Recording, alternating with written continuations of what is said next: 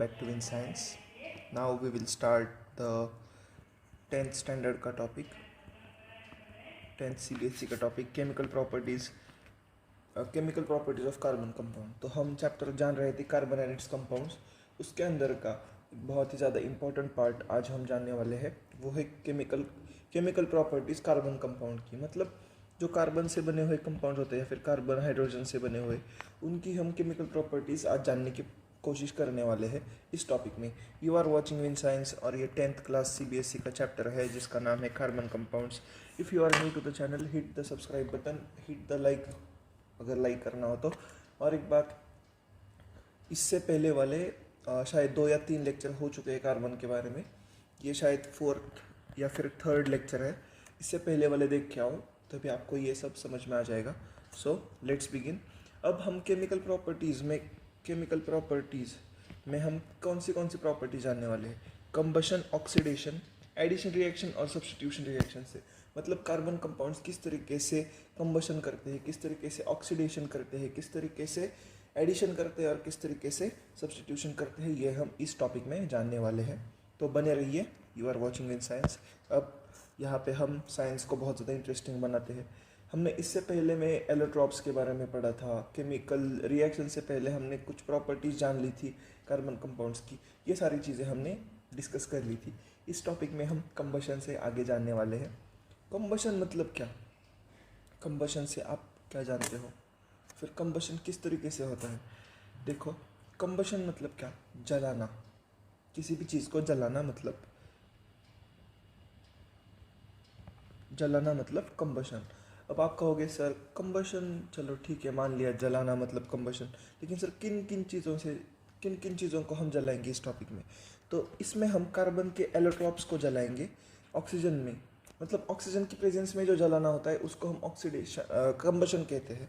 तो हमें मिलेगा क्या? तो कार्बन डाइऑक्साइड मिलेगा और हीट और लाइट मिलेगा। जब भी आप किसी कार्बन कंपाउंड को जलाओगे तो वो कार्बन कंपाउंड कुछ इस तरीके का होगा। तो वो CO2 और थोड़ा सा हीट और थोड़ी सी लाइट, इस फॉर्म में हमें मिल जाएगा। ये CO2 हवा में उड़ जाता है फ्लेम्स के साथ।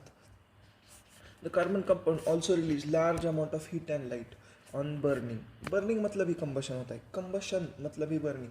कंबशन इंजन मतलब क्या? जिसमें बर्न हो रहा है फ्यूल, वो वाला engine. C+O2 gives CO2 heat and light. वैसे ही CH4 मतलब ये कौन सा गैस है?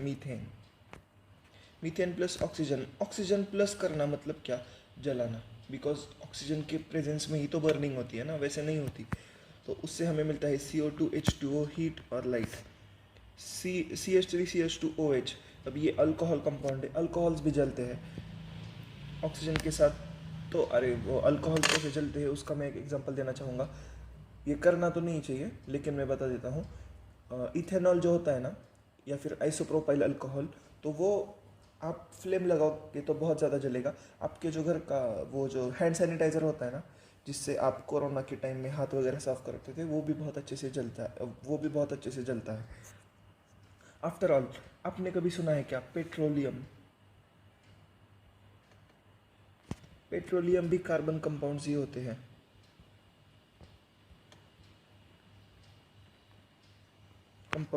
हैं। इनको हम कहते हैं हाइड्रोकार्बन्स।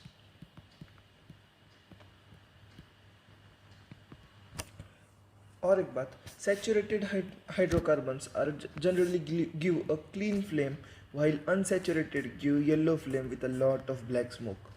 अब मैं इसका एक बहुत अच्छा एग्जांपल देना चाहूँगा। आपके घर का जो चूल्हा होता है ना, वो अगर आपने जलाया, या फिर आप चूल्हे की जगह अगर आपने आइसोप्रोपाइल अल्कोहल ही जगह जलाया ना, या फिर सैनिटाइज़र जलाया ना, तो आपको उसका फ्लेम नहीं दिखेगा।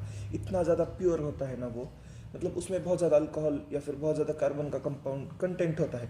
इस वजह से वो बहुत ज़्यादा प्योर होता है। और इस प्योरिटी के कारण आपको जब आप फ्लेम ऐसे आग लगा के देखोगे ना, तो आपको फ्लेम ही नहीं दिखेगा। लेकिन उसके ही अपोजिट, अगर आपने माचिस जलाया तो आपको येलो फ्लेम दिखता है। Yellow flame shows it is unsaturated carbon compound. और जब आप अल्कोहल को जलाओगे या फिर कोई मतलब कार्बन कंपाउंड को जलाओगे जो सैचुरेटेड है, तो उसको आपको कलरलेस या फिर ब्लू कलर का फ्लेम मिलेगा, क्लीन ब्लू कलर का फ्लेम मिल जाता है। अब मैं ये कहना चाहूँगा, एक इंसिडेंट याद आया। एक बार क्या हुआ था ना, मतलब हम ऐसे ही बचपन में सैनिटाइज़र को जला जला के देखते थे, तो एक बार वो फ्लेम ऐसे ही चल के रह गई थी और उसके बाद मुझे पता ही नहीं चला कि वो फ्लेम है या नहीं है। फिर मैं थोड़ा दूर हटा और तो तब मुझे ऐसा कुछ इस तरीके का आपको फ्लेम दिखेगा। ये करना तो नहीं चाहिए वैसे आपको घर पे, लेकिन आपके एजुकेटर बहुत ज़्यादा एक्साइटेड थे उस टाइम साइंस को लेके, तो कुछ इस तरीके का फ्लेम आपको दिख जाता है। तो ये आपका सैनिटाइज़र हो गया।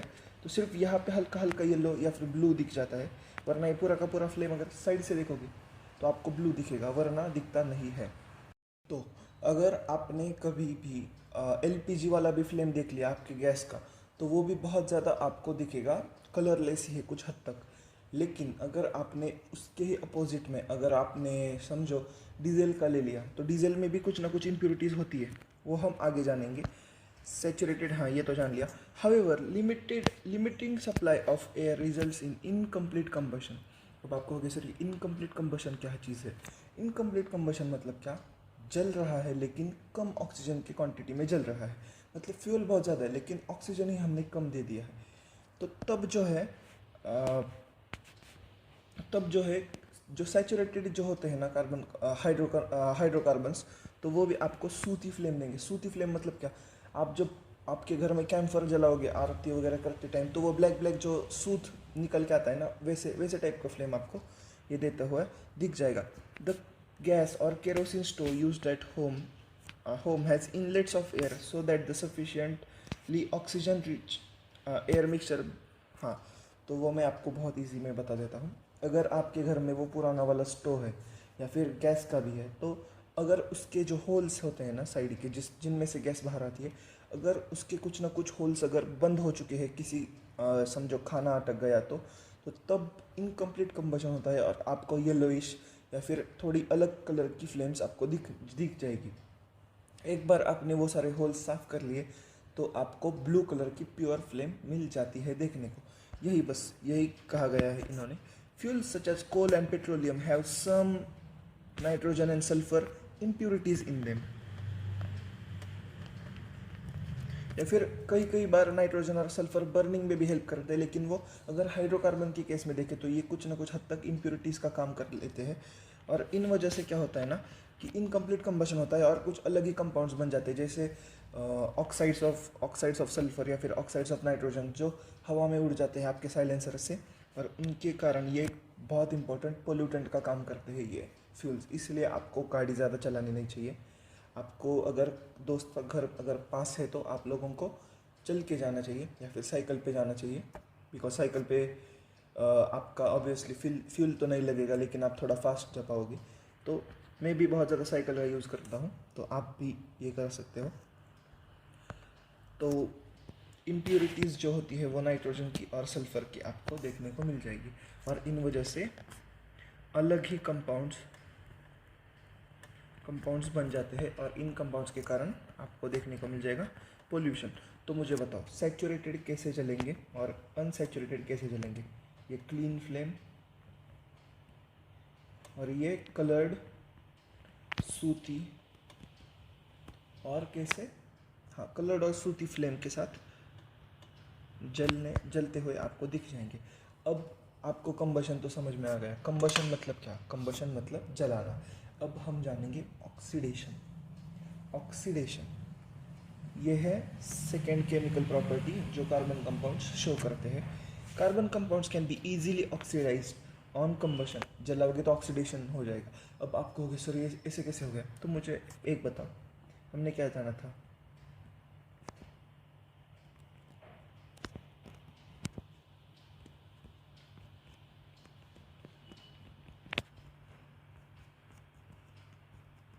ये क्या है मुझे बताओ? ये ये है कार्बन का ऑक्साइड। कार्बन का ऑक्साइड जिसका नाम है कार्बन डाइऑक्साइड। मतलब क्या? कार्बन कंपाउंड से आपको एक ऑक्सीडाइज्ड कंपाउंड मिल गया। तो ये ऑक्सीडाइज्ड कंपाउंड मिलना एक रियल कंपाउंड से, उसको हम क्या कहेंगे? ऑक्सीडेशन। तो यही कंबशन से आपको मिल जाएगा, ऑक्सीडेशन होता हुआ दिख जाएगा। मतलब क्या, अगर आप किसी कार्बन कंपाउंड को जलाओगे तो आपको मिल जाएगा एंड में ऑक्सीडाइज्ड प्रोडक्ट, या फिर कार्बन का ऑक्साइड जिसका नाम है कार्बन डाइऑक्साइड, या फिर कार्बन मोनोऑक्साइड भी मिल जाता है। तो इस प्रोसेस को हम कहते हैं ऑक्सीडेशन। तो कार्बन कंपाउंड्स ऑक्सीडेशन भी शो करते हैं। तो एक और बात मैं कहना चाहूँगा आपको, सिर्फ कार्बन के अब ये देखो, alcohols can be converted into carboxylic acid. जब आप हीट दोगे अल्कोहल को एक के अल्कलाइन मतलब बेसिक KMnO4 या फिर एसिडिफाइड K2Cr2O7, ये एक रिएक्शन बहुत ज़्यादा इंपॉर्टेंट है आप लोगों के लिए। हम जान लेंगे किस तरीके से अल्कोहल से आपको बनता हुआ दिख जाएगा क्या, एसिड। तो ये कैसे बनेगा, तो आप क्या करोगे, एसिड बेसिक KMnO4 लोगे या फिर एसिडिफाइड K2Cr2O7 ले लोगे, उन दोनों को हीट करोगे अल्कोहल के साथ, तो आपको मिल जाएगा कार्बोक्सिलिक एसिड। अब आपने कार्बोक्सिलिक एसिड का वो प्रीफिक्स सफिक्स वाला जो नॉमेनक्लेचर है, उसमें इस कार्बोक्सिलिक एसिड का नाम क्या आएगा मुझे बताओ। चलो ये आप लोगों के लिए है होमवर्क। दूसरी बात, मैं आपको सिर्फ उसका सफिक्स बता दूंगा, ओइक एसिड। ओइक एसिड अब आप ढूंढो, कोई प्रॉब्लम नहीं, आप लोगों को ये रिएक्शन बहुत जल्दी से मिल जाएगा। तो कुछ ये भी रिएक्शन बहुत ज़्यादा इंपॉर्टेंट है आप लोगों के लिए जानने के लिए। अब हम नेक्स्ट पार्ट में बढ़ेंगे ऑक्सीडेशन के बारे में। We see that some substances are capable of adding oxygen to other. कुछ सब्सटेंसेस ऐसे होते हैं जो ऑक्सीजन ऐड करने में काबिल होते हैं। ये देखो, यहाँ पे भी देखो, इन्होंने अपना ऑक्सीजन ही तो ऐड किया है, तभी तो यहाँ पे एक ऑक्सीजन था, यहाँ पे दो ऑक्सीजन थे। तो these substances are known as oxidizing agents. तो इन सब्सटेंसेस का नाम है ऑक्सीडाइजिंग एजेंट्स।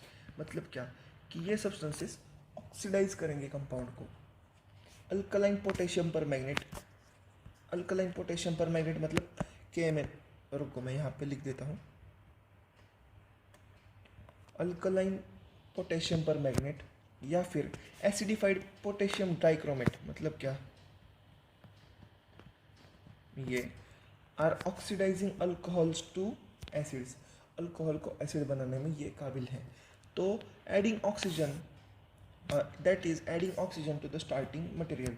तो किसी भी स्टार्टिंग मटेरियल में अगर कोई ऑक्सीजन डालने की क्षमता रखता है तो उसे हम कहते हैं ऑक्सीडाइजिंग एजेंट। अब ऑक्सीडाइजिंग एजेंट मतलब क्या, ये खुद तो ऑक्सीडाइज नहीं होंगे, दूसरों को करेंगे, तो ये खुद को रिड्यूस करेंगे और दूसरे को ऑक्सीडाइज करेंगे। अब आपको ये सर ये रिड्यूस क्या है, 2 मिनट के लिए रुक जाओ, ये शायद आपको नेक्स्ट टॉपिक तक समझ में आ जाएगा। लेकिन आपको सिर्फ ये ध्यान में रखना है, जो एक एक्स्ट्रा ऑक्सीजन ऐड करेगा वो हमारा बन जाएगा एक ऑक्सीडाइजिंग एजेंट। अब हम तीसरे और बहुत अच्छे से रिएक्शन के बारे में जानेंगे, एडिशन रिएक्शन। एडिशन रिएक्शन मतलब क्या, इसका मैं बेसिक सा फॉर्मूला लिख के दूंगा।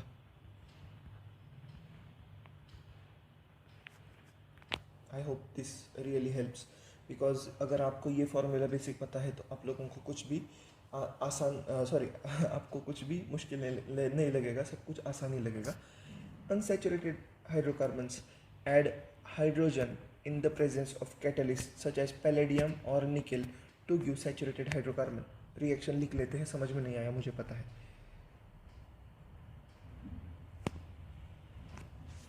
ये हो गया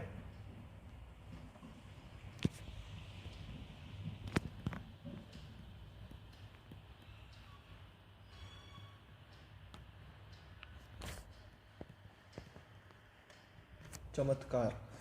देखो, अगर आपने एक अनसैचुरेटेड कार्बन ले लिया और उसको निकेल या फिर पैलेडियम मेटल्स के प्रेजेंस में अगर आपने हाइड्रोजन ऐड कर दी तो आपको एक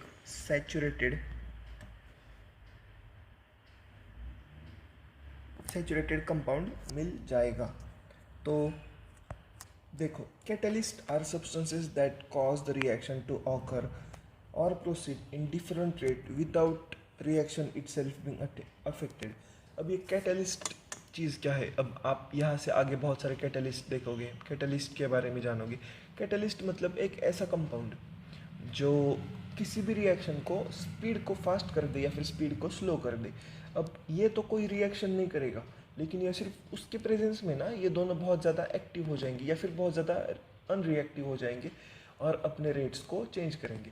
अब इसका एक बहुत अच्छा एग्जांपल इन्होंने यहाँ पे दे रखा है। तो ये निकेल या फिर पैलेडियम जो है ना, ये दोनों मेटल्स, ये दोनों एक कैटलिस्ट की तरह काम करेंगे और ये कैटलिस्ट जो है वो एक अनसैचुरेटेड रिएक्शन को सैचुरेटेड कंपाउंड में बनाने के काबिल होता है। तो इस तरीके से रेट्स चेंज करने के बाद आपको ये कैटलिस्ट रिएक्शंस करते हुए नजर आएंगे। अब इस रिएक्शन का नाम क्या है? अगर हाइड्रोजन ऐड हो रही है तो हम क्या कहेंगे? हाइड्रोजनेशन। हाइड्रोजन का ऐड करना मतलब क्या? हाइड्रोजनेशन। अगर आपको ऑक्सीजन ऐड करना है तो ऑक्सीडेशन। इसी तरीके से vegetable oils generally have long unsaturated carbon chains while animal fats have saturated carbon chains. तो देखो, एनिमल फैट्स जो होते हैं ना, उनमें सारे के सारे सैचुरेटेड चेन्स होते हैं और जो प्लांट्स होते हैं उनमें अनसैचुरेटेड चेन्स होती है कार्बन कंपाउंड की। You must have seen advertisement stating that some vegetable oils are healthy. Animal fats generally contain saturated fat which are said to be harmful for health. अब मैं आपको एक बताना चाहूँगा, सैचुरेटेड फैट सुना है? चिप्स के पैकेट पे भी होता है सैचुरेटेड फैट। तो वो हमारे लिए बहुत ज़्यादा डेंजरस होता है। वो हमारे ब्लड वेसल्स के अंदर भी कोएगुलेशंस फॉर्म करके हार्ट अटैक जैसी भी चीज़ें दे सकता है। तो मतलब यही बताया गया है इन्होंने। अब आपने कई बार देखा होगा कि, अब मैं नाम नहीं लेना चाहूँगा या फिर ले लूँ, चलो, सफोला है या फिर कोई और जेमिनी है, तो ये अपने एड्स में क्या दिखाते हैं कि हार्ट के लिए हेल्दी इनका ही ऑयल है, बाकी कोई ऑयल हेल्दी नहीं है। अब ये कैसे? तो बस अनसैचुरेटेड ज़्यादा बढ़ा दो तो ये कुछ ना कुछ हद तक हेल्दी बन जाता है हमारे हार्ट के लिए या फिर हमारे बॉडी के लिए। तो oil containing unsaturated fatty acid should be chosen for cooking. अब ये अनसैचुरेटेड फैटी एसिड्स नेचर में बहुत ज़्यादा रिएक्टिव होते हैं और इसलिए ये बॉडी से बहुत ज़्यादा फास्ट बाहर भी जाएंगे, कैलोरीज बर्न होगी वैसे भी बाहर जाएंगे। तो इसलिए आपको अनसैचुरेटेड जिसमें ज़्यादा है वो खाना चाहिए सैचुरेटेड की बजाय।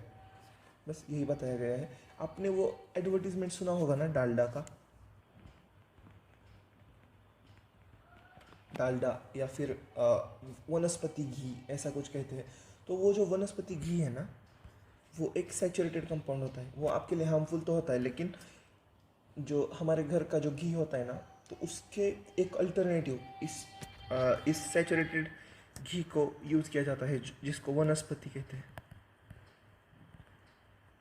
या फिर डालडा भी कहते हैं। जिस तरीके से टूथपेस्ट को कोलगेट कहते हैं लोग, उस तरीके से इसको डालडा कह लेते हैं। तो ये डालडा एक कंपनी थी जो वनस्पति घी मैन्युफैक्चर करती थी। ये भी इस हाइड्रोजनेशन प्रोसेस की मदद से ही डालडा बनाया जाता है। ये बस आपके लिए जानना ज़रूरी है। अब हम जानेंगे सब्स्टिट्यूशन रिएक्शन। सर कितना पढ़ा रहे हो? ये बहुत ज़्यादा इंपॉर्टेंट है, बहुत ज़्यादा ईजी भी है। आगे आने वाले टॉपिक से तो बहुत ज़्यादा ईजी है, तो ये ठीक से पढ़ लो। Saturation reactions. Saturated hydrocarbons are fairly unreactive and are inert in the presence of most reagents. बहुत सारे reagents में ये most of the times जो होते हैं सैचुरेटेड, ये बहुत ज़्यादा अनरिएक्टिव होते हैं, ये बहुत चिल बंदे होते हैं और ये चिल बंदे ही हमारे बॉडी के फैट्स के लिए ज़्यादा यूजफुल नहीं होते। However, in presence of sunlight, chlorine is added to the hydrocarbons is a very fast reaction. लेकिन अगर आपने सनलाइट की मदद से अगर आपने सैचुरेटेड कंपाउंड में क्लोरीन डाला तो वो बहुत ज़्यादा फास्ट रिएक्शन होती है। अब तो फिर chlorine can replace the hydrogen atom one by one and is called a substitution reaction because one type of atom or a group of atom takes place of the another. अब sir ये क्या बता दिया? ये तो sir दिमाग के ऊपर से जा रहा है। पेशेंस। अब देखो, ये एक्स नाम का कंपाउंड है, प्लस हमने कर दिया Cl2। नहीं, चलो मैं इसको A कह देता हूँ, A प्लस Cl2। नहीं, चलो ये रिएक्शन ही ले लेते हैं। देखो, CH प्लस Cl और ये Cl, तो कुछ ये दोनों Cl बन जाते हैं।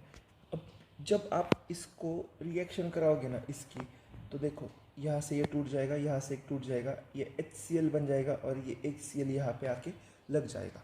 तो इससे हमें क्या मिलेगा, CH3Cl+HCl। देखो, और ये तभी होता है जब सनलाइट का प्रेजेंस होता है। तो इसमें क्या होता है, देखो सब्स्टिट्यूट होता है। अब आपके स्कूल में भी देखा होगा सब्स्टिट्यूट टीचर आए हैं। सब्स्टिट्यूट मतलब क्या, एक टीचर एब्सेंट है तो उनकी जगह एक नया आ जाता है, इसको हम कह देते हैं सब्स्टिट्यूशन रिएक्शन। तो ये था कार्बन कंपाउंड्स के 4 रिएक्शंस।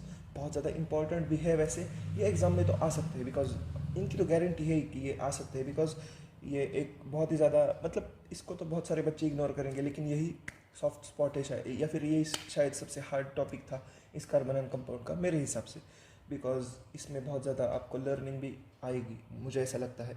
तो बस ये चीज़ें आपको ध्यान में रख लेनी है, एंड बस यही। अब हमने एक छोटा सा रिकैप ले लेते हैं, बिकॉज 22 मिनट्स हुए, 25 तक 3 मिनट में हो जाएगा। हमने सबसे पहले कौन सा रिएक्शन जाना, कंबशन मतलब क्या, जलाना। जलाना मतलब आग लगा दी, आग लगा दी, आग लगा दी। ऑक्सीडेशन मतलब क्या, ऑक्सीजन ऐड किया। ऑक्सीडाइजिंग एजेंट मतलब क्या, जो ऑक्सीजन ऐड करने की क्षमता रखता है। एडिशन रिएक्शन मतलब क्या किया, A+B गिव्स AB किया। सब्स्टिट्यूशन में क्या किया, रिप्लेस किया। तो बस यही आज के इस टॉपिक में जानना था। Thank you for watching. ये बहुत प्यारा सा है, लेकिन कोई नहीं, ये शायद हर स्लाइड में मैं डाल दूँ, ये बहुत अच्छा फॉन्ट है। You are watching and you were watching win science. अगर आपको इस वीडियो से कोई भी वैल्यू मिली है, जो कि मिली है, तो आपको इस वीडियो को सब्सक्राइब कर देना चाहिए। दूसरी बात, इसका नेक्स्ट जो टॉपिक है वो इससे थोड़ा सा शायद हार्ड जा सकता है, या फिर थोड़ा सा इजी भी जा सकता है आप लोगों को, तो वो भी पढ़ के आइएगा। समझ में आए ना आए कोई प्रॉब्लम नहीं है। ये लेक्चर होने के बाद आपको आपकी जो टेक्स्ट बुक है वो एक बार बस देख लेनी चाहिए ठीक से, बिकॉज आप 10th में हो, वैसे भी आप बहुत ज़्यादा स्मार्ट हो, जैसे कि अब मैं देख सकता हूँ आप लोगों को, आप बहुत ज़्यादा स्मार्ट हो। तो ये टेक्स्ट बुक भी देख लो, थोड़ा पढ़ लो, बहुत ही इजी टॉपिक है। इसके बाद वाला टॉपिक तो बहुत अच्छा ही, उसके स्लाइड्स बना के रखे हैं। इसके बाद वाले टॉपिक का लेक्चर शायद 2 दिन में आ जाएगा, कोई प्रॉब्लम नहीं। So you are and you were watching win science. Carbon and इस कंपाउंड का बस दो ही लेक्चर शायद होंगे, उसके बाद ये टॉपिक ख़त्म हो जाएगा। See you in the next class, bye bye.